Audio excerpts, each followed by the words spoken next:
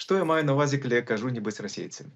Самый великий грех вот в списе сусветных грехов — это грех, что вы думаете, забойства? Не, ганарыстасці, ганарлівасці. Вось не быць расейцам — это означает, вот не лічыце себя разумнейшымі за іншых. Не кажите, что ваша литература, что наша литература самая великая, что наша мова самая прыгожая, что наша история самая трагичная, что наш балет самый лепший, а наш цирк самый смешный. Ну, по-першае, это не так, да? А по-другое, не трэба лічыць нічога сваё, што яно лепшае чамусьці за іншых.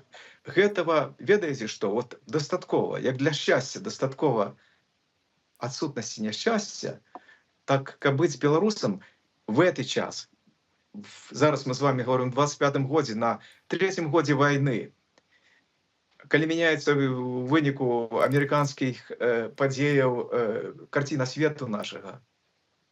Вот конкретно мне здаецца, что это важный и патрэбны и неабходны высілак, які часам трэба просто рабіць сабе напамінак, утрымлівацца і рабіць.